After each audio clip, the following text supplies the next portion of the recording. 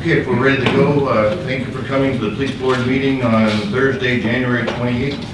And that's a roll call, declarations of conflict of pecuniary interest. Any? I see none. I defer now to Deb Morton for the election of chair and vice chair. Thank you and good morning. Member Marshall. Thank you. Although I welcome Mr. Casson to the group this morning, I have a reason to question whether it's in a position. I believe that in order to fill the spot, he needs to be elected by council, members of the council. I'd like that clarified, please, before we proceed. Point of order, just to hold that chair, I think, to the chair or to Deb. You're the chair now, Deb. I believe that matter's been resolved, and the member's been sworn in, and that question is out of order That's fine. at this time. May I also add, Deb, that, and this was part of my speech, but the decision by Chair Casson to become a member of the police board is supported by and consistent with the opinion of the Niagara Region's legal counsel. He was sworn in on Friday at noontime. I was going to say that in my speech, but we have the legal opinion that what are the process of the region in this fair. Okay, Thank you. that's what I was asking. Thank you. Deb. Okay. Thank you and good morning. I'd like to begin with the election process and at this time call for nominations for the position of chair. Member Danzel. I would like to nominate for chair Bob Gale. Thank you. Is there a seconder for the nomination? Thank you, Member Barrett. Member Gale, do you agree to let your name stand? Yes, thank you. Thank you. I'll second that. Not yet. Just, I have to ask if there's any further nominations for the position of chair. Sorry, Member Barrett had seconded the nomination, so thank you. Are there any further nominations? Seeing none, can I have a motion to close the nominations? Thank you, Member Marsh. Sorry, Member Danzel. I so move that the nominations be closed. Thank you. Is there a seconder for the? Thank you, Member Marshall. All those in favor of closing the nominations? Opposed, if any? That's carried. The nominations are now closed. Could I have a motion to elect Member Gale as chair of the Police Services Board for the year 2016? Moved by Member Danzel. I will make a motion that Bob Gale be elected as chair for the term of 2016. Thank you. Is there a seconder for that motion? Thank you, Member Barrett. All those in favor? Opposed, if any? That's carried. Congratulations, Mr. Chairman. Thank you. I'll proceed with the election of the vice chair and open the floor for nominations. Member Barrett? I will nominate Member Gansell as vice chair. Is there a seconder for the nomination? Thank you, Member Castle. Member Danzel, do you agree to let your name stand? Yes, I do. Thank you. Are there any further nominations for the position of vice chair? Seeing none, can I have a motion to close the nominations? Thank you, Member Barrett, seconded by Member Haslam. All those in favor of closing the nominations? Opposed, if any? That's carried. The nominations are now closed. Congratulations, Vice Chair Danzel. That concludes the election process, and I'll turn the meeting back over to Chair Gale to proceed with the rest of the agenda. Thank you. Great, thank you. Thank you. Congratulations, Ken. Okay, we have the minutes of the previous meeting, item number 1, and can I have a mover to accept them? Member Barrett, seconded by Member Stewart. All those in favor of accepting the minutes for the previous meeting on December 17th? Carried. Minutes of the Public Accommodation Steering Committee meeting. A mover, Member Danzel. A seconder, Member Stewart. All those in favor of accepting those minutes? Carried. Now reports from the board chairperson. Okay, first on the list, resignation of Councillor Andy Petrowski. As most of you know, last week on Thursday, January 21st, Regional Councillor Andy Petrowski sent me his resignation notice as Vice Chair and member of the Niagara Regional Police Services Board. Councillor Petrowski advised that he wanted to spend more time with his family, especially his elderly father. Knowing Andy's commitment to public service, and especially his commitment to serve on his various roles on the police board, I can appreciate that this was a difficult decision for him to make. At this time, I would like to express my heartfelt support for him in attending to his personal priorities and looking after his family. Next, welcome to the new board member, Alan Casson. I'd like to welcome Al, the Regional Chair to the Police Services Board. I had already said in my comment here that the decision by Chair Casson to become a member of the Police Board is supported by and consistent with the opinion of the Niagara Region's Legal Counsel. He was sworn in last Friday at approximately noontime. I do not mind saying that I went to Al Caslin a few weeks before this, saying that the options that might come up in the future, obviously everybody knows what was going on our police board, and I said things might happen down the way. And I said, I hope you'll consider coming to our board, because I knew that he had the option as chair, as did Gary Burrows before, and other chairs of the region in the past. I went on my way to hope that Al Caslin would come here because I see the strength of Dave Barrett being chair of corporate services and the region being here with our relationship with the region and what we do.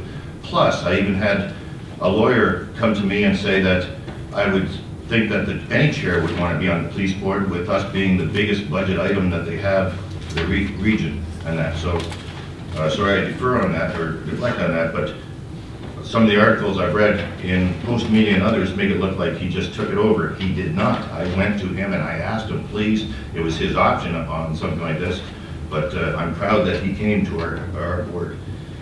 On behalf of my colleagues on the board, we welcome Member Caston's participation and we look forward to his contributions to the board. I defer to you now, sir. Do you have anything you'd like to say? Yes, first, thank you very much for the warm invitation and acceptance of me on the board. I don't take this role lightly. I take this role very seriously. I am pleased that we were able to do it expeditiously so that I was able to get the materials and start the review process. As you can see, the binder is about 2 inches thick and a lot of material to digest. I took a significant amount of time to read through what I could, and I look forward to working together with the other board members around the horseshoe here and to move the Police Services Board forward as best we can. Thank you. Thank you, Member Caslin. I'm going to stay on that subject for a second. This wasn't pre-written because I just read this morning, but I want to show my dismay, and this is me talking, but comments that were in the paper, not because of the paper, but from, for example, the mayor of St. Catharines saying that we moved too fast. For once, somebody's blaming the government for moving too fast. I think we did the right thing here. We were prepared for it. This comes from a mayor with double direct. I don't think he should be pointing fingers at us on things like this. And to make a comment like that, sometimes people shouldn't make comments. And I look at another mayor from Pelham who said that there has to be some clarification. The clarification is, Member Caslin's on this board. We did it the right way. We thought ahead of it, and I'm proud that he's on this board. That's the only clarification he needs. If anybody has a problem with it, I'm pretty available for somebody to call me. But some of these comments by people in the media, wrong, politicians that on this, we follow the rules on this, and we moved fast for the people. I like having 7 people on the board, not 6. We wanted them here before this happened, and plus for the elections and things like this. So if you want to blame somebody, blame me. But for the government to move fast once and we get blamed for it, I have a problem with that. Next, welcome the Ministry of Police Services Advisor. On behalf of the board, I'd like to welcome again Peter Orsinga at the back to today's meeting. Mr. Orsinga is with the Ministry of Community Safety and Correctional Services. He currently serves as the Policing Services Advisor for Zone 4 police boards and regularly attends our board meetings throughout the year as part of his routine visits to boards across the province. Thank you for coming again, Peter. Emergency Services Dispatch presentation to municipal councils. On January 19th, I attended the Welland Council meeting with the service to provide an information presentation on current policing issues and the board's resolution on emergency services dispatch. That was the last council on my road trip, and I thank Deputy McCulloch for coming with me. And we had also invited any questions on policing. And I was proud, and this is a compliment to the chief, on the lack of questions from various councils on policing. They must be satisfied with what they're getting, so I'm really pleased on that. But again, I say to everyone out there, if you have questions down the road, you know how to contact the chief, you know how to contact me, don't hold them back. The board has now addressed all 12 area municipalities on this and asked for support on the long-term plan for the merging of police, fire, and EMS dispatch services in an attempt to reduce costs and improve services for Niagara. Pending the motions received from all councils and a review of them, we will assess our next step toward the goal of efficient merging of dispatch. And I know a compliment to Deputy Matthews in that there's been meetings in the past year of the various fire department and EMS and the police on merging dispatch and that, and maybe as a regional counselor and that, I don't have to get involved at all. I hope that that's the way it goes, but you know, and maybe this sped up a bit, I don't know, but regardless, the proper process is in place. Next, retirement farewell to Superintendent Jeff Scatfield.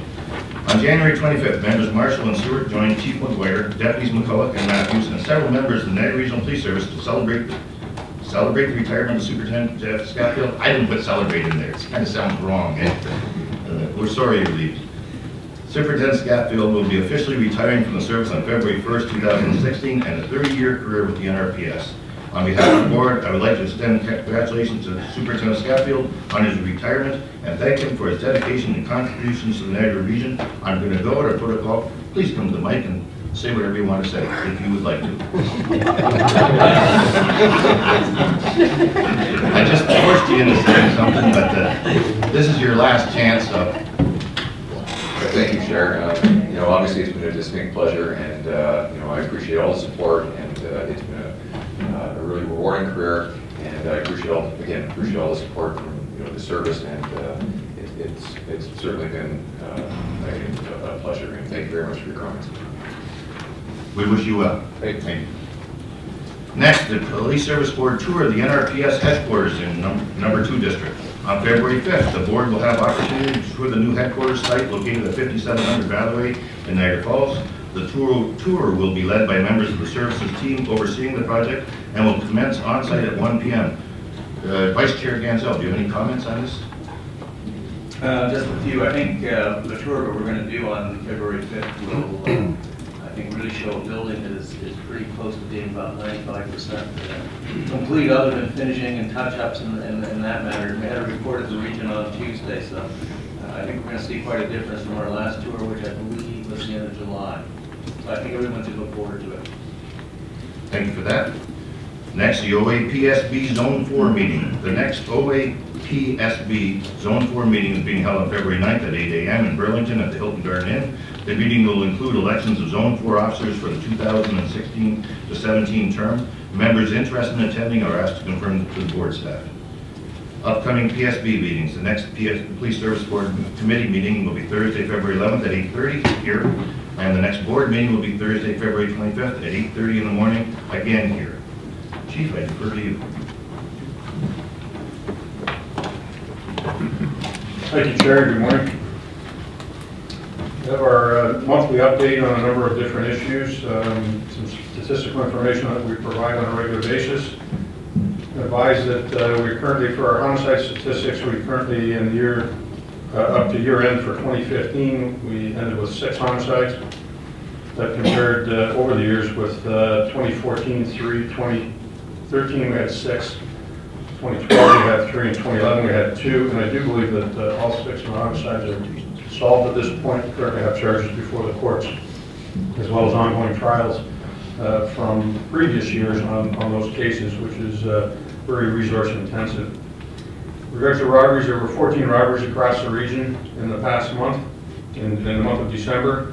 8 of these have been cleared and 6 remain under investigation. Our traffic fatality statistics for the year end, total number of fatal collisions for the year 2015 was 17.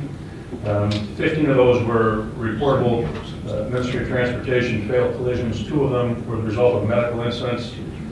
Generally, the case is often a heart attack or something that occurred while the person was operating the vehicle, so it still counts as a motor vehicle fatality, although the result is not from the collision. So we're at 15, 2014 we're at 16, 19 in 2013, 20 in 2012. So we have made some resulting reduction over the years, not a lot, but some. We do have 1 fatal motor vehicle collision report in the month of December. On December 24th at 4:20 p.m., Canberra Road near Boyle Road in West Lincoln, 8th District investigated the motor vehicle collision. After a single motor vehicle collision, the male driver, 81 years of age, driving a vehicle on Canberra, veered in the oncoming lane and going to the ditch before going airborne across the road. No other vehicles involved. He had to be extricated from his vehicle and he died 2 days later. 2 days after the collision. Some newsworthy items, I have a number of them here that I'd just like to bring to your attention. On December 20th, 2015, officers in Niagara Falls responded to a call for a robbery at a pharmacy on Lundy's Lane. This involved a female robber with the intent of obtaining fentanyl and cash. Indicated she had a weapon in her purse. Fled. A short time later in St. Catharines, a police officer located the taxi, conducted a traffic stop. At St. Catharines, a woman was arrested and charged with robbery. December 21st, a rash of thefts from the Walmart stores, which is not unusual prior to Christmas season in large stores such as that. But a rash right across the region. The thefts occurred over a 4-month period. In total, one person's been arrested. Rather, 3 brothers were arrested and charged in relating to 6 different occurrences on that matter. During the month of December, St. Catharines Street Crime conducted an investigation into a male suspected of conducting mobile drug trafficking in the city of St. Catharines. December 22nd, observations made by the officers from the Street Crime Unit and the assistance of Uniform Patrol. The result, we seized almost $6,000 worth of heroin and almost $2,000 of Canadian currency. A 23-year-old Toronto man facing charges in that matter. On December 22nd, we responded to an address in West Lincoln in regards to a break-and-enter in progress. With the assistance of our K-9 unit, officers were able to track the suspect and locate and arrest him. 27-year-old Hamilton man faces charges in regards to a number of break-and-enters as well as drugs found on at the time of the arrest. Excuse me. On December 24th, a male entered a financial institution in Niagara Falls with what appeared to be a handgun and made a demand for cash and fled. Officers from the Niagara Falls Detective Office were immediately involved in the investigation, were able to identify the suspect, work with uniformed personnel in Niagara Falls. As a result, a 29-year-old Long man was arrested and charged with robbery disguised with intent use of an imitation firearm. During the month of September, members of St. Catharines Criminal Investigation Branch commenced an investigation into another drug trafficker in the area of St. Catharines. And on December 28th, observations were made, and the male was arrested as he came from his residence. The investigation resulted in the recovery of $7,200 worth of suspected crystal meth, crack cocaine, and ecstasy, along with a quantity of Canadian cash, and a 43-year-old St. Catharines man faces charges in relation to that. On January 5th, 2016, the police arrested and charged 2 males with kidnapping and robbery following a disturbance in the city of Port Colborne. 2 males allegedly forced their way into a home, into the victim's vehicle rather, and assaulted them. Stole money and left them in the snow in the area. A 42-year-old Port Colborne man and a 53-year-old male from outside the region are facing charges in relation to that.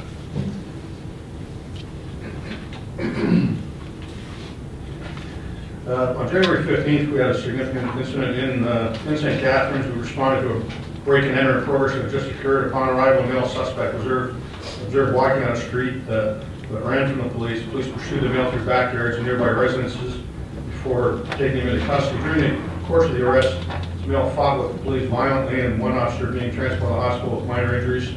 This is one of our new officers. Constable Brower has been on the job for about just over a year and faced a very significant challenge in results with weapons from this person, and quite a violent struggle with him, and was able to subdue him and obtain some injuries himself in the progress. So we thank him for his hard work and relying on his training during that event. Those are the events that I have. That's the update I have for you at this time. Thank you, Chief. Does anybody have a question with the Chief? Comments? Member Marshall. Thank you. Through you, Chair, to the Chief. We met earlier this week with a young man who was the victim of a shooting, a member of the police force. I would hope that when he's ready to return, you'll bring him to this group so that we can express our appreciation for his efforts and his commitment to the job. Yeah, you're referring to Constable Neil Ridley, who was in attendance, in fact, at the event for Superintendent Scott Feldman. I wanted to make sure that I did have the opportunity to introduce him to both Member Stewart and Member Marshall while he was there. And he's one of many officers last year that we had involved in very horrific events, and will certainly, I would expect that they will be coming back before you in the, as introductions and awards as well. And if I could turn, I apologize. I thank Jeff for his service so many times. I think in the 4 years that I've been here, but certainly in the last couple of weeks, and just want to publicly, on behalf of all of the rest of your friends and colleagues here, thank Jeff for his commitment to public safety and certainly some of the very important files that you've been in charge of, and the high degree of integrity and I should also advise the board that Inspector George Bench will be Superintendent George Bench as of Sunday, and he'll be filling the role that's emptied by the absence of Superintendent Scatfield. So we look forward to George also and congratulate him on his promotion. Well, on behalf of the board, is it officially Superintendent Bench now, or Inspector? He's Superintendent on Sunday, so it's Superintendent Bench. We congratulate you. And also, Chief, and I thank Member Marshall for bringing that up. Whenever anyone has an injury like that, we'd appreciate it. Anytime you want to bring them to the board, we'd like to congratulate them. I know there's been other injuries in the last year. I don't want to bring that up, but whenever you feel fit, we'd like to thank them for their service. Thank you. Any other comments to the Chief? Member Burke. Thank you, Chair. More of a question. There's been a couple of articles recently in the press with respect to human trafficking and sexual assault and those types of things. And some of the calls that I've taken was concerned that maybe the NRP could be doing more. So I'm wondering if, through Chair to the Chief, you could elaborate a little bit on what we're doing. I know the NRP is working on it, and it's probably a multi-agency approach as well. But I'm wondering for the public's benefit, if you have an opportunity to speak on a high level of what we're doing as a service to address those concerns. Certainly, some of the work through the licensing does a little bit, because sometimes we find that that ends up, on occasion, can be have some involvement in some of the exotic dancing places. Sometimes they end up in there. More likely, it ends up in street-level prostitution situations that come to our attention.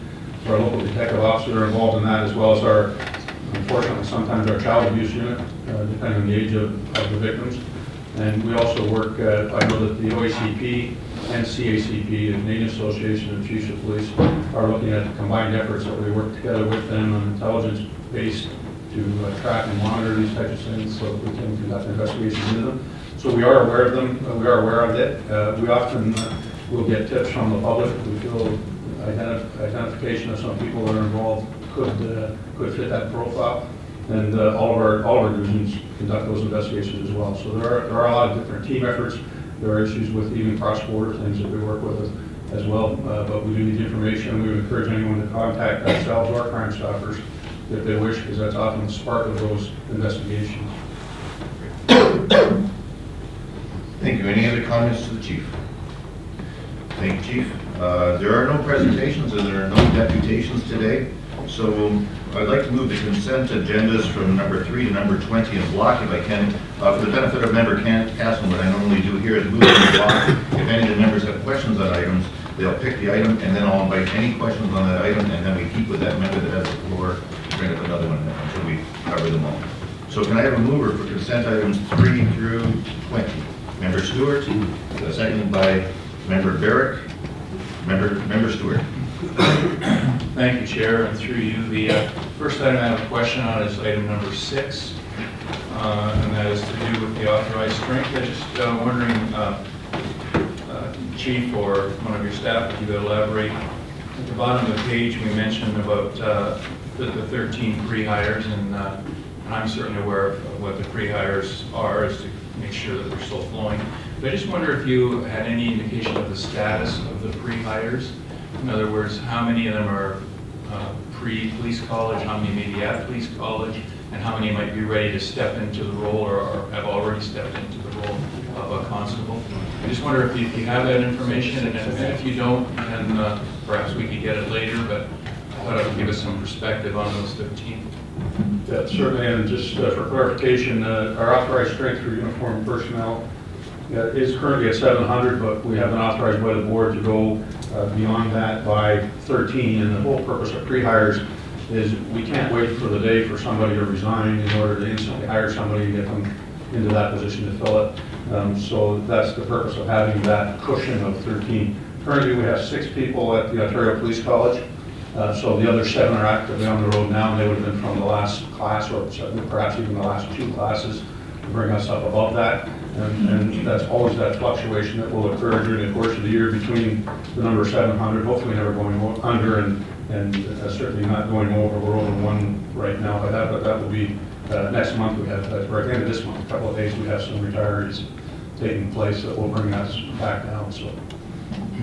So just further to that, through you, Chair, then we're looking at about 6 or 7 of those are currently perhaps with a coach officer or whatever in the early stages of constable work.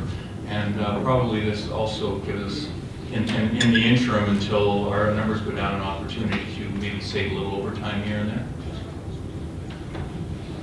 Yeah, I'm advised by Deputy McCall, the last group that just graduated from our last class have just virtually now started their independent patrol.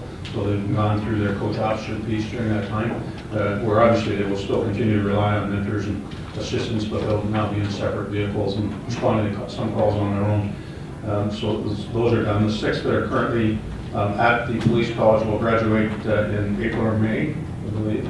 And then they'll go through that process. They come back here, we spend some time with them at our own training center, and then they'll go out into that training period. So it'll be, it'll be summertime before they're available out on their own. But certainly, yes, the more people that we can get fully qualified, trained through that whole approved process, where we're comfortable that they can fulfill their roles as frontline police officers, and that will assist us in overtime situations. Thank you, Chief, and that's all I have on that item. If other members have questions? Item number 6, anyone else have any other questions? Member Ganzel. Thank you, Chair, and through you, Chief. On page 2 of the table there, it talks about Band 10 of the SOA. Can I assume that's the director level? Band 10 shows 2 people off, actual, 3 authorized. At the very top of the civilian group. Can I find out what is the title of the 3rd position? Authorized?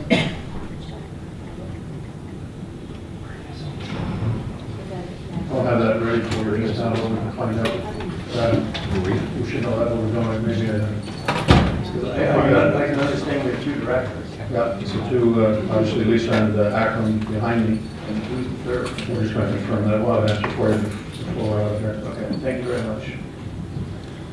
Thank you. Any other questions on item number 6? Member Castle. Yeah, thank you. Just learning the process, so just bear with me for a little bit. A couple of things on that same chart. I see recruit officers in training in an asterisk, but I'm looking for where the asterisk is noted. Am I to assume the notes apply to the asterisk, or how does that work? That's correct. I mean, yeah, that bullet point should probably be an asterisk to make it more identifiable at the bottom of that page. Thank you. And if I could just follow up, Mr. Chair, how do the 13 apply in the chart? Where do they appear in the chart, or are they in addition to the chart? They appear in this chart under the actual column. So you'll see in the uniform strength total or recruit officers in training authorized shows 0. That 6 is there, but then the additional 7 are already out there in uniform. So the 6 that you see there are the people that are currently at the Ontario Police College right now. The additional 7 will be people from the previous class, or perhaps the last 2, who are on the road now in training situations. And that number will come down. On that, the overall number will come down as of February 1st. We have some retirees, so that will start to peck away at those numbers that are over, and that's what gives us that seesaw balance between 700 and 713 during the course of the year. Great, thank you very much. Member Stewart, you have the floor. Thank you, Chair. And through you, questions on item number 7. It's the wonderful record checks. Just trying to get a handle on this. As a member here for 6+ years, I've probably had more questions from the community about record checks than any other single item. Maybe that's because more people in our community deal with that, but nonetheless. Just a question on if we took one record check, if I went up there and there was nobody there were no record checks, how long would it take me to get a vulnerable record check done if there was no queue or no waiting time? What would be the length of time that would require? Approximately. Yeah, Mr. Gary Holden's here, and he's our provincial expert, and we're lucky enough to own him ourselves. So I think, maybe Gary, if you don't mind coming, if that's okay with the board, I would have, for me, Gary can give you a more concise answer than all of us.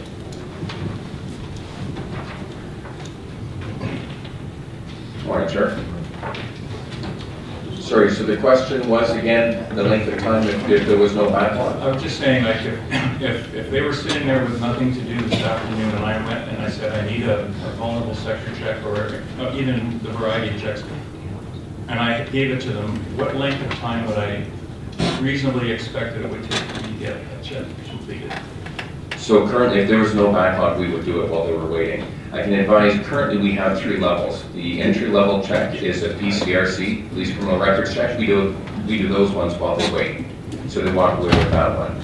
The second level is a police information check. That involves a little bit more thorough of a search into the databases. Depending on the information we have and whether the individual lived outside the jurisdiction, we may have to contact an outside police service.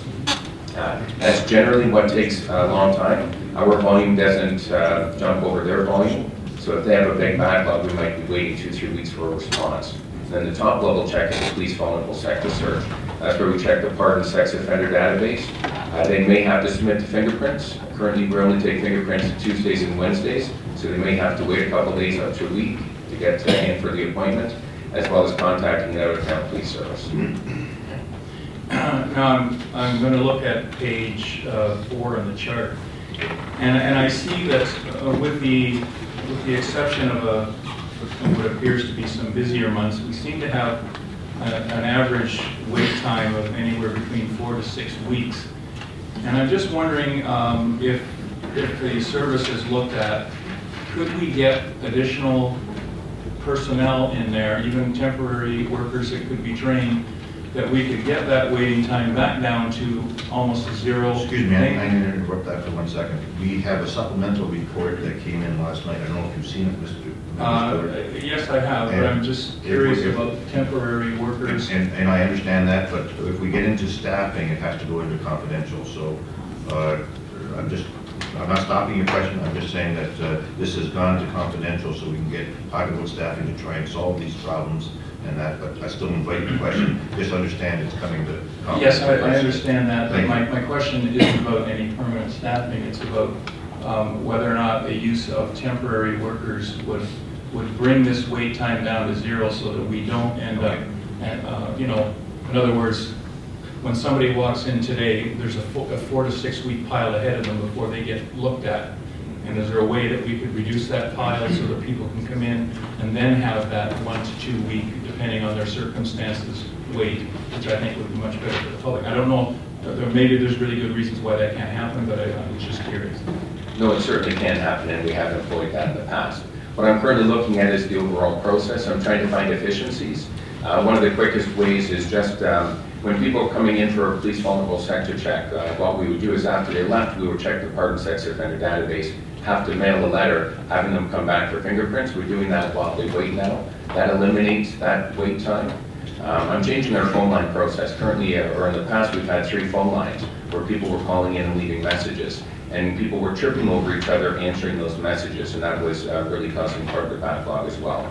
We've reduced it to 1 phone line, and I'm dedicating 1 person per day to responding to all of those phone calls so that it's only 1 person and not 3 people on the phone and not getting the actual processes up the door. Thank you, and thank you, Chair. I know there's others that have comments on this, and Member Barrett, but I just want to preface that by saying that I had a meeting with the chief yesterday about this because this is a concern to all of us, especially any politician that was elected in the Niagara region got there by saying that they want to provide more jobs and things like this. And we have volunteers and people seeking employment that are waiting too long for this. I've had, in the last week alone, I've had complaints, comments from Alderman Nick DeFlavio from Grimsby, Alderman Kim Crater from Niagara Falls, Member Barrett had a person from Port Colborne, I believe. We've all been hit with this, and I understand the staffing levels. So the chief, we will be discussing staffing and confidential to try and solve these things. But one thing I'm going to say out there, and the chief mentioned it to me, people have to know that there's a wait on this stuff. If you have an event coming up, example, the under 18 hockey or things like this, you have to know well in advance. If you want people to do these checks, you have to get it now, and that because there is a delay on these things. Don't go to a person with 1 week's notice and say, get your check and we'll have you, because it's not going to happen. Now I go to Member Barrett for a question. Great, thank you, Chair. So I guess a couple things with respect to the report. Well done on the report. I see a graph about the police vulnerable sector checks annual volume, which is really illustrative. I'm wondering perhaps for the next meeting we could also get a similar graph for, I guess you call it level 1 and level 2, but so that we see the chart just for level 3, which is appreciated. And I see within that, so in fairness to the service, went from approximately 6,500 applications in 2006 and 2,000 applications in 2007 to well over 18,000 in 2015. So it's a clear trend that employers and nonprofit agencies, et cetera, are requiring these checks clearly faster than we can accommodate. But I think overall it is a good news story that we're providing that safe level of service. When residents get into certain areas of employment or volunteerism. The concern, as already noted, and I don't want to belabor it, is when people lose out on economic development opportunities or fail, of course, because they couldn't complete their volunteer hours, because they couldn't even start volunteering, because they couldn't get the check. So those are legitimate concerns, and I'm happy to see that I think the chief and his staff are responding so quickly. I see a report in front of us. We'll be discussing it in camera later to address this in a tangible way. So I just wanted to, comment in fairness to the service, the trending, and ask for additional information, and then looking forward to your discussion to address this. Thank you. Thank you. Does anybody else have any other comments on item number 7? Member Marshall? Thank you, Chair. On page 5 of the report, in the third paragraph, you say that by going to 2 shifts, we're going to get better service. I'm not sure how we're going to do that unless we're going to increase the hours that are being worked. Can you explain, please? Yeah, you hit it right on the head. We are going to be increasing our hours. We realize it's not the most efficient process right now where we can process police checks up till 4 o'clock, so we're looking to do it up until 7:30 in the evening to accommodate people who reside in this jurisdiction but work outside and then they have to get back into town. So by going to 7:30, then we're going to have 2 shifts, a day shift and an afternoon shift. I'm sure most people appreciate on a day shift, there's just so many other things that you have to do. On an afternoon, it's a little bit quieter and they can focus their entire day just on police checks. I'm sorry, if they're assigned to the police checks, they do other duties besides that? I don't understand. We can get into it later on this afternoon in the confidential part. Yeah, so what we do is we do police checks for our own residents. Like I indicated, if they live outside the jurisdiction, we're sending narrative traffic messages to all those police agencies. Every single day, we're getting requests from those police agencies for us to do a local invasive search. Our staff have to do that as well as we process local records checks for the pardon process, any applicants who have to do that. So although this is their main core duties, there's other ones relating to index checks as well. And I guess finally, do we have use of any outside agencies for these police checks? I know that the licensing group is using some outside agencies. Have you considered that? That's a tricky question. We are currently using Forest Green. They provide us an online, it's a virtual counter, so we can, people can sit at home, 2 o'clock in the morning, 3 o'clock in the afternoon, whenever it's convenient for them, go online, fill out the process, and they never have to come in and see us. It's a very convenient process for them. There are third-party agencies out there, numerous in fact. It is somewhat problematic because the government's currently looking at legislation. It's called Bill 113. It's surrounding police records checks. They're currently not looking at police services releasing the information to that third-party agency. It always has to go back to the applicant. So there's a bit of a stopgap there. It's a bit of a problem. So we are looking at a lot of efficiencies, but we're waiting for the outcome of Bill 113. Thank you. Any other comments on item number 7? I think we just add a couple of Please, quick Chief. points. Thanks for that, Gary. There's just a couple of things too, though. The service, and it's indicated in the report, we spent considerable time trying to educate large groups that have to come. So we hold public information sessions, as indicated. We try and encourage places, perhaps like school teachers or large organizations, sports organizations, volunteer organizations, so that they know in advance if there's going to be a delay, that they need to get their people in early. Also on the Forest Green piece, we're going to be having an electronic kiosk in the lobby of the new headquarters, so if people come in and they want to ask these questions, if it's straightforward, we can direct them straight to that kiosk. They can do most of the work themselves. It'll be online. And we'll also be trying to push more online. I think, Gary can correct me if I'm wrong, the challenge with the online piece is if it gets into the vulnerable screening, it gets into the printing, speeds it up a little bit, but it's still going to have that fingerprinting delay and that, the dealing with the RCMP and checking with other agencies. So it's not going to make it instant ever for those vulnerable screening ones. But there is a lot of work being done, and we hope, and hopefully after we speak today, we'll have another option to make things a little bit quicker. Because we recognize the challenge, it hits all of us as well. I get the same calls that you do. Thank you. Lisa, you had a comment? Just one more comment about the facilities piece. Right now, if you have to do fingerprinting, you have to come to this building, so it's not even in the same, because we had no room in the old 68 church to do the fingerprinting. So right now, Park Dairy staff has to come every couple of days over here to set up the fingerprinting. So once we're in the new building, the fingerprinting will be right in the same place, and they will be able to do the fingerprinting right there. And we've also ordered 2 additional machines for the larger district, so the fingerprinting can be done there as well. So we're looking for efficiency that way. Even just the walking across the street for them to have to come set up, and people have to come here to do fingerprinting when it's instantaneous. Thank you for that. So, yes, please. Yeah, and thank you, Lisa, for commenting on that. The other thing we're currently working on is when we take those fingerprints, we send them electronically to the RCMP. But until we get certified, they're mailing the results back, and that's a 2-week to 3-week backlog. So what I'm trying to do is work with them now to make sure we get an electronic response, which will happen in 2 minutes. So hopefully we'll have that resolved in the next week or 2. So Chief, I defer to you then if there's any comments I should make in letter form or whatever to the RCMP that might help the process, we will, because I think we all understand the problem, but I'll take your opinions on something like that. No, as Gary said, it's just a matter of us getting certified, and it sounds like we're very close to that, and when that happens, that'll make it as well. Thank you, Gary, appreciate it. And if I might ask on this point, anybody watching this, any media that's covering this, I'd really appreciate it if you let people know that it takes time to do this. Because we don't move into the new police station until the fall, that'll be explained later probably. But there's people getting out of university in April through to school in June who right now might have a job that's sensitive to a security check of some kind that should probably be getting it now.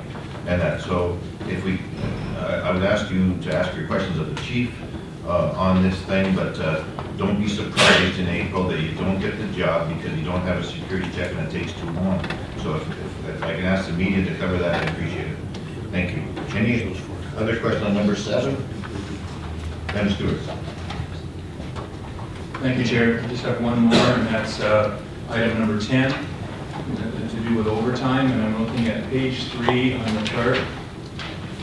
And we have meeting contractual minimums being sort of a large part of our thing. And I'm just, my own experience so far, contract minimums can be affected by vacations, training time, illness, or court time, or 4 that I remember from previous times. I'm wondering if there's any others in there, because I think as a board and a service, I think we need to constantly work to keep this to a minimum. So is there anything else that would impact on that you could tell me, other than those 4 that I did mention?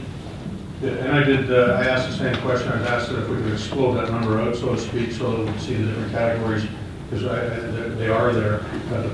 All of those things deal with the issues of, and we do have those categories available. We just didn't have time to get it into the report today once we noticed that it would likely be a question, but we will have that in, we'll have greater information. At least maybe able to give us a little bit more right now. We used to explode this category, and I wasn't missing the meeting we had. We used to explode this category, and we are going to look to explode it more for internal purposes. The problem is that it's misleading a bit when you explode into leave, sick, and training. So you could have someone off. Yeah. So we plan annual leave around not causing overtime and training around not causing overtime. And then if someone calls in sick at the last minute, it causes the overtime. So sick tends to get a lot of the overtime, or it could be training that caused the overtime, or annual leave that caused the overtime. So which is why we broke it, we collapsed it again, because it depends on the last call in is the one that's marked, when it could be just that there was annual leave and training and stuff like that. So we collapsed it down because we thought it was a little bit misleading.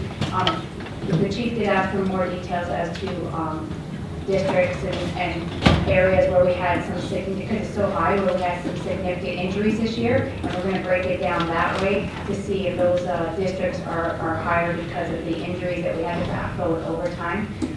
But we did collapse it on purpose because we found those three categories a little misleading. We still keep them for our purposes, but in here, we found it misleading a bit. So we'll do the other by the districts for you. Thank you, Lisa. And through you, Chair Lisa, then if I'm understanding correctly, if we have a district, for example, that the full complement of staffing might be two more than the actual bare minimum, and one person's at training, one's not had to go to court, and the other one got sick, how do you attribute that? Which person gets it attributed to? Am I understanding your point correctly? Yes. Okay, thank you very much, Chair.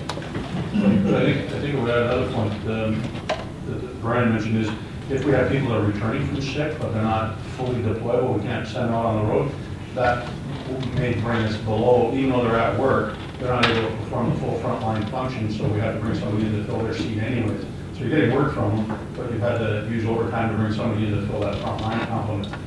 And unfortunately, we do have a number of people in that situation from time to time. Thanks, Chair. Any other questions on item number 10? Member hands up. Another number. Oh, no, okay, I'll come to you in a second. I have a question on item number 10. Chief, the Pan Am Games was total cost recovery, I believe, and is that figured into this number then? Yes, it is, and it is total recovery, and it comes up in the top part of the last line under investigation requirements, other service deployment. You see 17,174 hours. So you can deduct that from the total. It's still, I mean, it gets it better. Down at the bottom, I did the math myself. So at the bottom line there in total, the money that, or the hours that we're responsible for will be 78,438 once dam is removed and full cost recovery. I took the time, well, I averaged out the 5 years. The 5-year average is 72.6, and this year we're at 78.4. So there still is an increase, but as it was mentioned, even just alone, the very major incidents that we had in both Vineland and Font Hill resulted in absences in small divisions for long periods of time, even to this moment where we have to backfill those positions.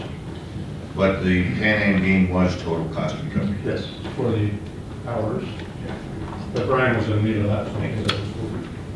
Through you, Mr. Chair, the audit for the Pan Am Games is currently ongoing as we speak. We anticipate that, I think we had $2.9 million budgeted for staffing for the Pan Am Games, and we believe that we've been significantly lower than that. The audit is, as I said, is ongoing. I believe roughly in the neighborhood of about 500,000 below that figure. Thank you, my compliments. Member Ganzel, you now have the floor. Thank you, Mr. Chair. This is item number 3, and through you to the chief. I think this is a good news item coming back from the Governor General's office. Is the service going to apply for the service medals for members of our service? Yes, for everybody that fits the criteria, we've already go and staff have been working on completing the applications, and we expect that they'll go through the process and be granted. Thank you very much. Does anyone have any questions on item number 3? Member Ganzel, do you have any others? Yes, if I may, Mr. Chair, this is item number 13. On page number 3, again through you to the chief, makes reference to CISO, putting together a central information data bank. Talks about this being operational by the fall of 2015, just passed. Can the chief advise whether this is up and running? Yeah, it's a work in progress at this point, but I do know that it is operational. I sit on the executive board of CISO as well, and this has been a long time coming, but we are fully engaged, and I do believe that our superintendent claims not here, but I do believe that our people have been involved in the training. We have one person in our organization is responsible for the handling of confidential informants, and we will be fully operational in this process. If we're not now, we will soon. Thank you very much. Any other questions on item number 13? Member Genzel, do you have any other questions? I do on item 18, but I think it's better asked than confidential. That's it? Any other questions on the consent items? Member Marshall? Thank you, Chair. Item number 8, excuse me, on page 3 and on page 4, we show a relationship between the number of sergeants and the number of constables. And it looks like, in the most part, we have 2 constables for every sergeant employed. This has been an ongoing issue for me in organization. Yeah, this is specific to the Short Hills event during the time, and during that whole period, we found the best way to deal with that most effectively was to have a sergeant assigned as a liaison officer, so that's why you see a sergeant there all the time. So as soon as we assign 1 officer or 2 officers, you've got a 2-to-1 ratio, but it's not as if it was a full unit. If that was a platoon, for instance, at St. Catharines, you would see 1 sergeant to 5 or 6 constables or more. So the supervision ratio doesn't really apply for this because it's a special event and there's a sergeant that's assigned. In fact, we've made a point of trying to have the same sergeant assigned year after year, is actually assigned to the committee to work with the province and work with the hunters and the protesters. So it's not really a fair, I understand what you're saying, but it's during just the days that they're there. We need that sergeant there as a liaison because he's part of the team. And then if you need a couple constables to assist with the traffic safety piece or the keep the peace piece, then it appears that way. But it's not a true supervisory to constable ratio comparison. Thank you. Excuse me. Do we have any way of recouping any of those costs from the ministry? That, I don't believe so at this time, when we know it's something that's occurring within our jurisdiction. We have the responsibility to maintain safety there. We don't do the work inside the park, which is a provincial obligation. Our obligation is outside. Thank you. Thank you. Item number 8? Oh, sorry. On item number 8? Is it? Yes, please go ahead. Just one more question on item number 8. I know at the end of the day, in the summary, we reduced our costs this year about $3,500 for the same event year over year. I'm just wondering is that a one-off, or is there an assignable cause that we could reinforce as we go ahead, or is it just due to the lack of incidents, or do we actually know how it's come about? I understand it's addition from a number of sources, but if there's an assignable cause, that would certainly help as we move forward. Thanks. Through you, Mr. Chair, the sergeant that we had assigned to this last year was transferred out of a unit, had a number of hours of leave that he had to use up before the end of the year. And we didn't really have another option in terms of replacing him, so there was a considerable amount of overtime incurred to get that officer who was specifically trained to deal with this situation. This year, he was in a different role, so the hours were, for the most part, on duty. There were some hours of overtime incurred.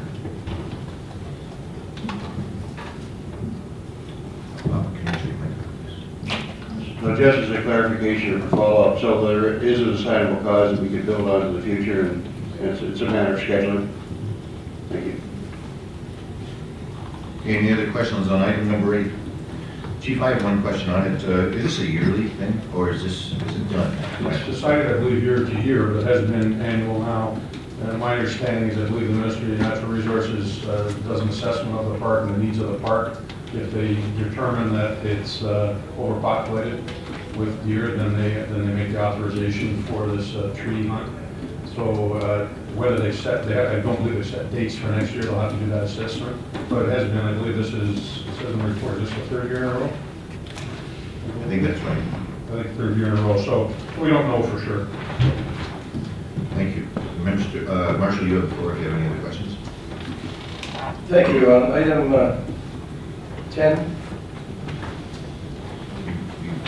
You've already addressed that, but I'll allow another question on it. The overtime? Chief, on the major investigation and incident follow-up, are these specialized members of the force, or are these just constables. Some of the incident follow-up could simply be uniform officers if they're involved in an incident very close to the end of the shift that they can't extract themselves on to pass on to the next shift, or if it's an ongoing event, say a major event where uniform officers there and has to complete some reports, or if they're tied to the hospital at the end of the shift and we don't have the ability to replace them with the night shift, for instance, or whoever's following. So a lot of that could be uniform frontline. Well, I look at us using about 15 man years of overtime. And would we improve, excuse me, those ratios if we added more staff? Or are these something that we're stuck with because of the items that you just reported? Well, I think the addition of staff would always lend us to the ability to reduce overtime in many of the categories, but I don't think we would ever eliminate this, because it still deals with the spontaneous incidents that officers are involved in. They're on 12-hour shifts, so, and I don't know if you're not suggesting this, but it's not like they can go into slow motion for the last 2 hours to leave or stack things and wait for the next shift to come in. That said, the dispatcher makes appropriate calls, or the supervisor will.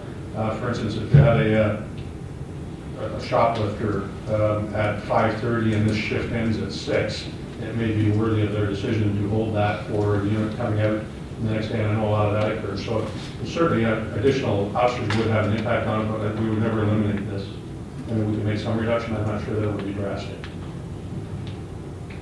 Could we at one time in the near future have a study of what could be done in terms of adding additional constables and reducing overtime and see if there is a benefit?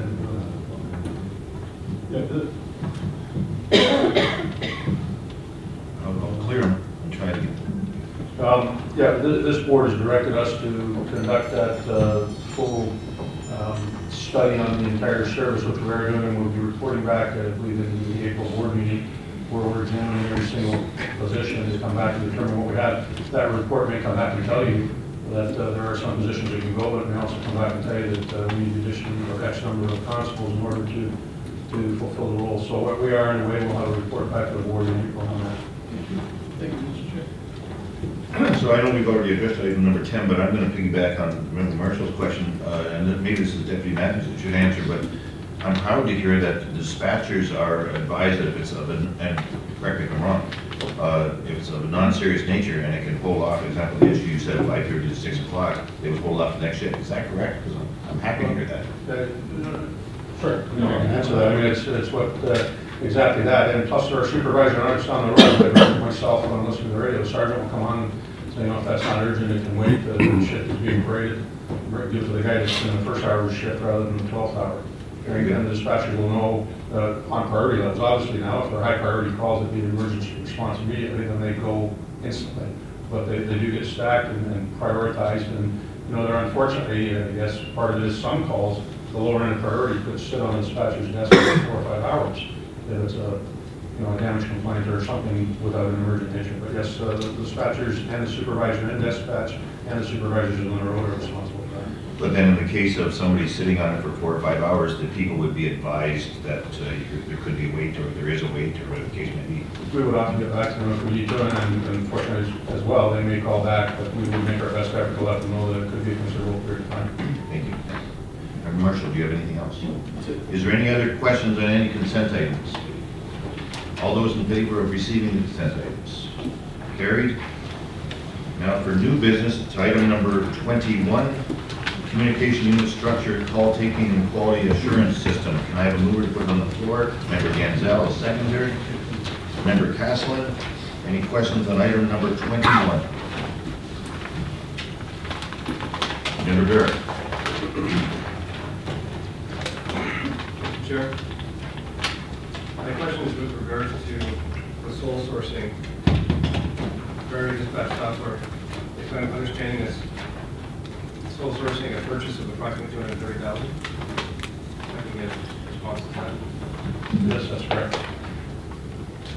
We can, future, we can get an elaboration as to the rationale behind that sole source.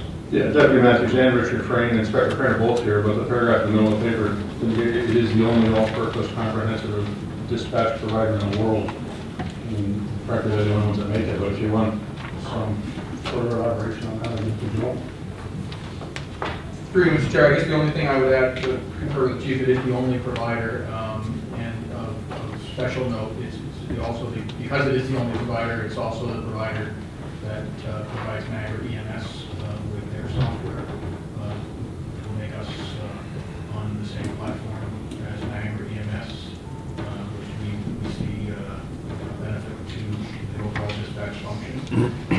We consulted with procurement, the region, and we're satisfied that we can make the case that this should be a sole source and that it meets criteria in this case. Okay, so that was my other question about meeting our procurement policies. It's in line. Through you, Mr. Chair, yes, we have. And then as well, it looks like we need an additional 25 to help fund this procurement. The 25,000 is coming from the police capital levy reserve.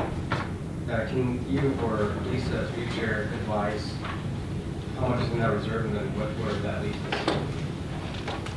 Through Mr. Chair, I'll just start by saying that it's a timing effect because of what everyone's experiencing the value of the Canadian dollar. That's the reason, and I'll turn to Lisa for the financial. So we have 1.4 million in there right now. The 9-year forecast can accommodate the extra 25,000. And if you, in confidential, we have some reports that will further add funds to the capital levy. They're in regard to grants, so we can get to that in confidential, but we definitely have enough funds in there at this time. Member Bonner, you have a question? Yeah, my understanding of the rationale, the underpinning for the software was to improve or to provide a more structured decision tree when calls are taken in, so that there's a more uniform assessment of information and questions asked to improve our ability to get people to the street and address the call. I'm just wondering if that's the case, are we setting up to measure the improvement that's going to be provided by this additional software? I would take it somewhat on faith that we're going to be better, but I would have more confidence that the money's well spent if in fact we had some measure of just exactly what kind of improvement, if it's at all tangible, that we can put our fingers on. Thank you. Through you, Mr. Chair, yes, we have. There is a quality assurance position, which we've had discussions with the board. As the board knows, the board approved that dollar amount in the budget. We're continuing to work through the IT committee to refine that position going forward. What we're satisfied and what that position will do will make the best use of this software in order to put a structured system in place for the reviewing of calls, for the measuring of calls, measuring the overall improvement to the service to the public, as well as the safety of our officers, and the two definitely go hand in hand.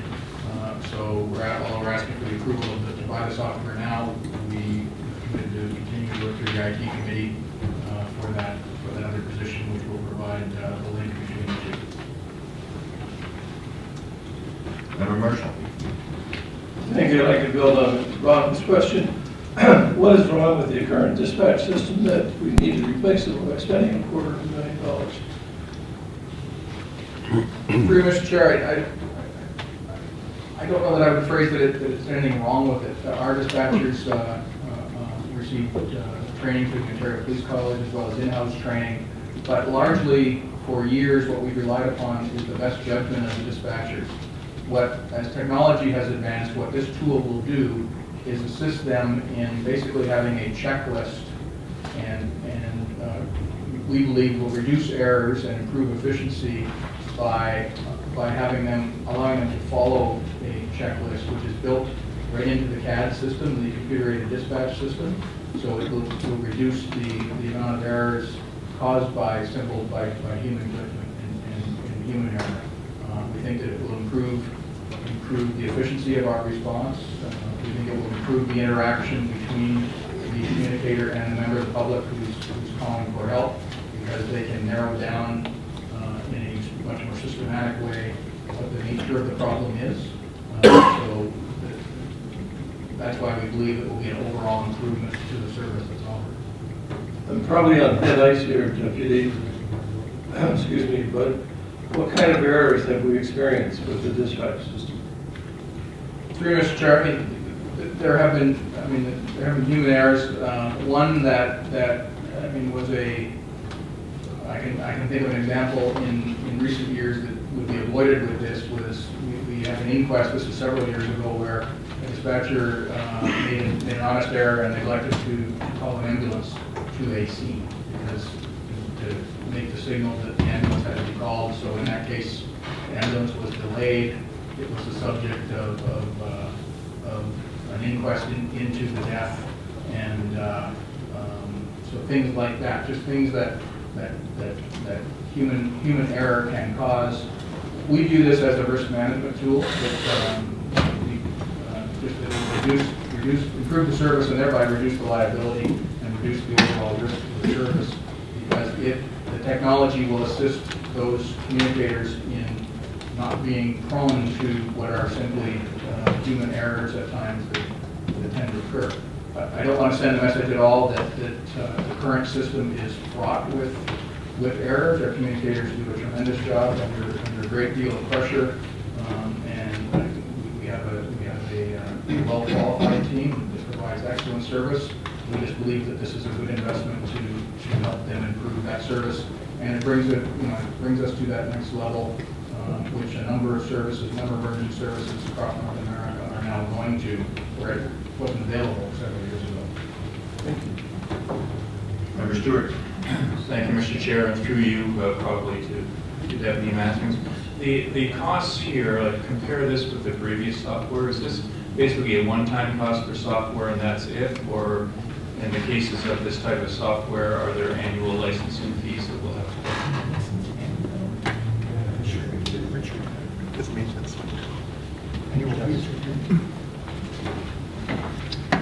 Inspector Frayne is here, and he's been handling this. He may have that detail. Morning, thank you. Yes, there are some ongoing licensing fees. That also applies to ongoing training, so that's incorporated in it.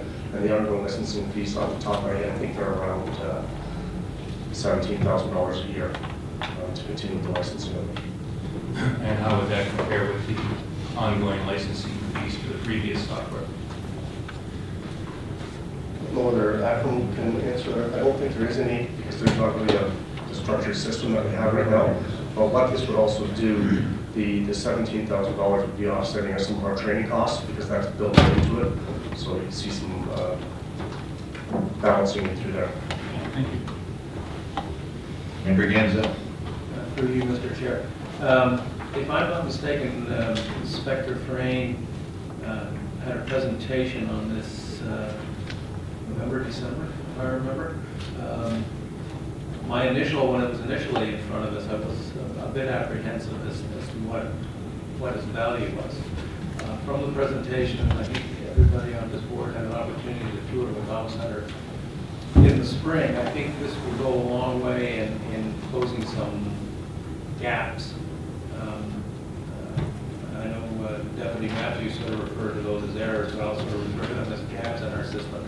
And I think if the ambulance service is using something similar, we'd probably be in good stead for us to be aligned with that process. Am I correct? There was a presentation in November, if I remember, or was that in our technology committee? I remember this coming forward, but not for the approval of the funds at this time. I actually presented this concept to you guys. I did go into detail in December, I believe it was, and gave you a full presentation. I think you're correct. There's a lot of gaps that would be addressed through this, and it does align with the EMS system. It's the exact same product the EMS has, and I know there's other emergency service providers in the area that are looking at this as well, which will provide some integration with them. Thank you. Any other questions on this item? Okay, I have a couple questions on it to Deputy Matthews. Who else, what other police force has this system, and what are the results? Or does any other police force in Ontario have it that you know of? Mr. Chair, I'm going to refer to Inspector Frayne, who's done the research into that. There's 20 police services in Canada that have this system. There's I have a number of the reports in the States. The major ones are in Alberta, where it's done. In Ontario, there is Belleville, and I believe it's North Bay that has it. There's other services that are actively looking at it right now. The RCMP is looking at using it exclusively through Canada. And we've met with a lot of those police services and reviewed them, specifically reviewed some with the same CAD system that we have, and they're all extremely happy with it, and we're very happy with the level of service that they managed to increase, both getting information to our members out there and also the public safety value is considerable. Okay, thank you. I'm going to support this because I know Member Gansell supports it and he researches these things to death, and I'm proud of that. And plus, what you say of supporting it. But my question is, in the meantime, until this system comes in, you've given an example of an ambulance that wasn't called. Have we got systems in place to make sure that these things don't happen? Please. Absolutely, Mr. Chair. We have active supervision in the communications center. We have a training coordinator working in the communications center. Calls are reviewed. What this does is just put to the quality assurance process, the after the fact review of calls. It puts a more structure around that, which we think will be an improvement. But again, I don't want to send the message publicly that there are any life-threatening gaps in our communication system right now. The communication system works extremely well. We work very well with our partners in EMS and fire. But again, it's an improvement to hope Member Gansell to close those gaps and reduce liability in the future. Okay, thank you. Any other questions or comments on this item? All those in favor of approving the items number 1 and 2 on this? All those in favor? Carried. Thank you. Appreciate it. Item number 22, the Trivia Night Fundraising Initiative for Constable Dale Racine Education Bursary. A mover, Member Gansell, a seconder, Member Bonham. Any comments or questions on this item? All those in favor of approving this? Carried. Item number 23, special fund request, Building Disaster Resilient Niagara. A mover, please. Member Caslin, seconder, Member Stewart. Comments or questions on this item? Member Gansell. It's just a question, Chair, through you to the Chief. It's obviously an interesting, I think it's a good process. Will we be able to have access to any of the, let's say, PowerPoints or some of the video? Is the conference going to be video recorded strictly from our own educational perspective?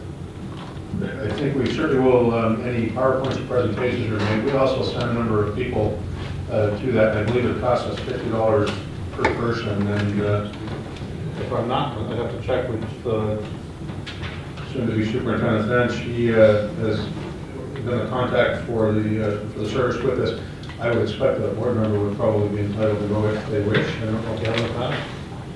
For his board member, correct? Regional Chair Cassidy is actually doing opening remarks tomorrow. And I know we've had... Is your mic on? Sorry. Sorry, clear? Thank you, Chief. Welcome, Superintendent. Oh, I'm sorry, Inspector. Thank you very much, Chair. Regional Chair Cassidy will be doing the opening remarks on Friday. I don't know if board members have attended in the past. We've had deputy chiefs and representatives across the police service, and certainly representatives from emergency services, our partner agencies across the region and beyond. With respect to videotaping, there will be no active videotaping in the room. I know the RCMP are involved in the presentation, and there will be strict guidelines that it's not recorded or shared outside the room. But there are opportunities there. Board members would be welcome to register. Well, I thank you for the opportunity. Unfortunately, I will not be in the area tomorrow, otherwise I would have loved to have attended this. Thank you. Thank you. Any other questions on item number 23? All those in favor? Carried. Item number 24, Police Services Board Annual Report on Board Activities. The mover, please. Member Marshall, second by Member Stewart. Comments or questions on this? I guess they'll go through the depth on this one. No comments or questions? Chief, do you have any comments or questions on us? I'll invite that if you wish. Well, it's dangerous to ask, but I know. I know the emails last year went from 16,000 the previous year to 27,812 last year, and we got a lot of emails. Thank you. All in favor of, unless you want to respond to that, Deb, I don't have much. Thank you. The answer is no. Thank you. All those in favor of that report? Carried. Item number 25, Police Services Board bylaws, users, fees, and charges, imposition of charges for police services. Mover, Member Barrick, a seconder. Member Castleton, Member Barrick, do you have a question? Anyone? I'll clear them. Go ahead. Great, thank you, Chair. I'm wondering if this report references the bylaw 353-2014, and I'm not sure if we can get that specific bylaw to see all of the rates and fees and the information that I can. So that's my first request, if I may. Yes, through you, Mr. Chair, I can have it provided that. I just have to have staff go copy it right now. Okay, it doesn't have to be today or after the next meeting, it's fine. Thank you. The other thing, so because I don't know, are we currently charging anything for, we're talking about charging $50 to close out criminal files? And are we currently charging anything, or is the new fee altogether? If we want more detail, we have Gary come up here, but one of the things that Gary has done, we review our fees bylaw every year to look and compare to other police services. One of the things Gary noticed when he got here was that we were not charging for this, and there is a lot of work. So he checked with the other police services, and they are, so being consistent with the other police services, we've added this one. And there's a couple other ones we're looking into as well that over time they're adding them on a charging fee. They used to be done complimentary, but they're adding on fees. So this one, if you want to go more detail, Gary can explain, but he noticed that this one we weren't charging, other police services had started charging. Okay, thanks. And who pays this charge, if I can ask? Who's the user? The person applying for the parking. Okay. Great, so thank you. It's a good report, it's a good step, and it's in the right direction in my view. Looking at assessing user fees where there are none. This is I think some low-hanging fruit that I'm happy that staff is taking the initiative without the board having to ask. So it's certainly in line with our budgetary conversations, and so I applaud staff for taking this step. Thank you. Member Ganzel? Thank you, Mr. Chair. I know we haven't charged this fee in the past, and I don't actually see in the report any indication as to how many, and I do agree, going after low-hanging fruit and going after fees, etc. But somewhere in our file in the last while, I remember seeing something of somebody who had went through a fairly lengthy process, but not of his fault, of trying to get records removed. I'm opposed to charging for this. I think if it's reflected to us that it's a fairly low number of people, I think it's a duty from a perspective of closing a file. Quite often these are closed due to the fact that the charge was not substantiated in the court of law. So I would be opposed to charging any $50 fee for this, or any fee for this, for bringing closure to these records. If I could just comment briefly on that, the last page indicates we average about 130 of these per year. And respectfully, Member Ganzel, I would suggest the fact that the criminal file is open as a result of laying a charge doesn't mean that the charge was laid improperly or inappropriately. This means that by the time it gets to court, some other resolve could cause it to finish. So it's not something that we do on our own. And second of all, it can be from people applying for pardons who were properly convicted, but have made that application, have that removed from their record, if I'm not mistaken. And I'll just let Lisa follow up on that as well. Also, in reference to I know what you're referencing, the one person that, there was a claim that we hadn't properly closed the file. That was fully investigated, and the error was at the court. system, not within the police service, so it was closed properly. We did ensure it was closed properly. And this does take a significant amount of time for our staff to work on these closures. And we are a cost recovery service. We are allowed to charge for cost recovery. And we, like I said, 130, and there seems to be increasing amounts, so 130 on average over the last, I think it is over the last 5 years. So it is important for us to start recovering some of these costs so that people pay for these services, and it is allowed.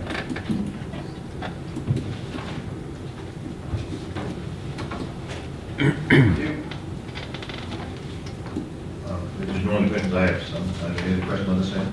So, through you, Chief, to Lisa or Chief, I can't support this unless it's defined to me. If a person has a pardon, that means that they were convicted and I feel they should be charged. Please come up if you wish to address this. In my interpretation of this, then they were convicted. They should be charged $50 for the cost recovery for doing this. But on the other hand, if a person is charged and found innocent, do we charge them? I guess I'm asking you, but do we charge them the $50 for it, which I feel is unfair then? Please.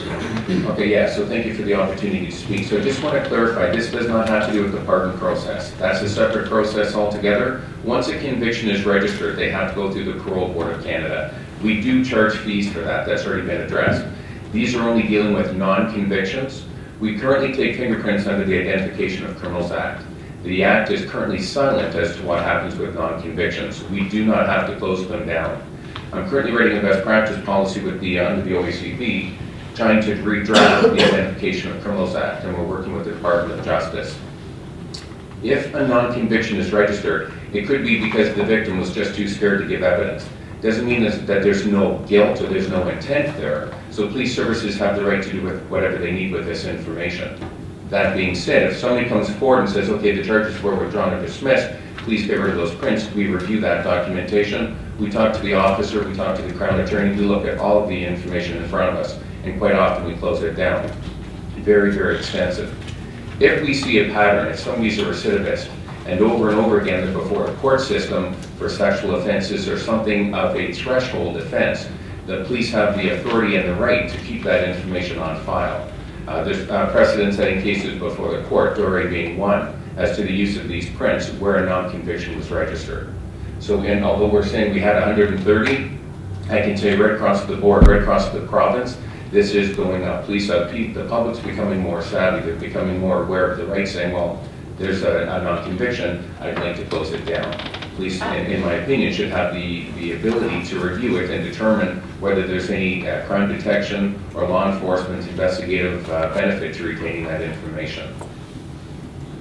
So while I still have the floor, and I'll like questions of the speaker after I'm done, you gave an example there, and I understand there's people that are charged and somebody doesn't come and give evidence, therefore they're found innocent. But that's the nature of the beast, and therefore we're presuming them innocent, and we're charging them $50 for taking that off. I don't like the fact that the person given evidence, and I understand the charge was laid properly, and that, but still that person was found innocent, and we're charging them $50 to take those records off the system. Is that what you're telling me? No, just to clarify, they're not being found innocent. The charge could be withdrawn, it could be dismissed, there could be a stay of proceeding. There could be any number of issues before the court. So we have to review each one. It depends on the disposition that was handed down in court. So again, police review it. Quite often we close down fingerprints and photographs. That's generally what a file closure means. Please get the fingerprints and the photographs off the national database with the RCMP. So, I'm sorry, I don't want to interrupt you, but, so what is a person's appeal process if through no fault of theirs, they were charged correctly, but they were found innocent through the court, and they said, I want to take my, get rid of these records or whatever, do they still have to pay $50? No, there's no fee for the appeal process. Now that being said, even if a police service, if somebody attends... I mean appeal to us. I don't mean appeal to the courts. I mean, can they appeal to us and say, through no fault of mine, I was found innocent. Right. I would like my records taken away. Do we charge them $50? There's no fee for that. If there's a finding of innocence, all the police services say that they're automatically going to close it down.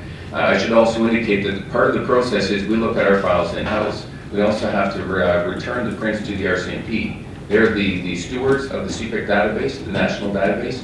They also may decide not to close down that file, and we warn the public of this. As soon as they make an application to us, we review it, we make our determination, then we send the prints and the photographs to the RCMP saying that the individual would like them to be closed down. The RCMP apply their own criteria, and quite often, if it's a threshold offense, they decide not to close it down. And again, there's no legislation mandating police to do so. Thank you. Any questions of Gary? Member Genzel.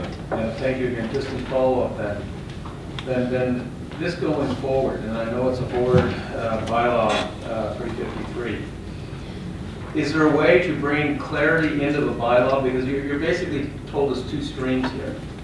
And I think for this to going forward for 50, and I understand it now from your discussion this morning, there's basically two sort of components here.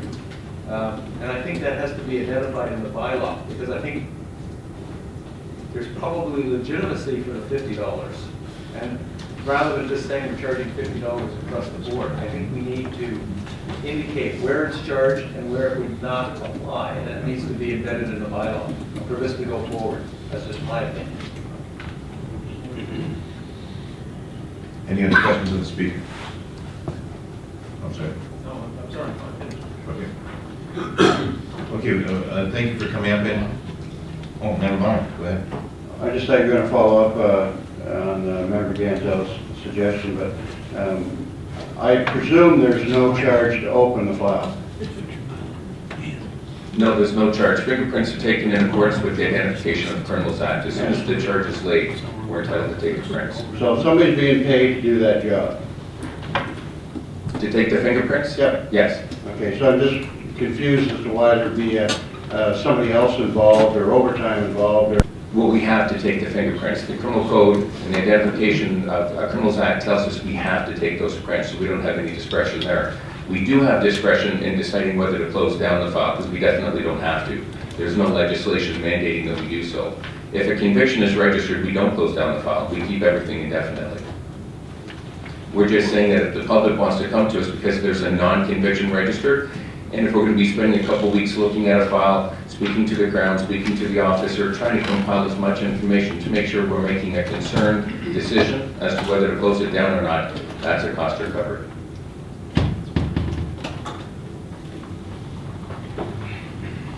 Thank you for following up on that. I was talking to Deb, so I missed the end of your conversation there. Any other comments on this, for the speaker?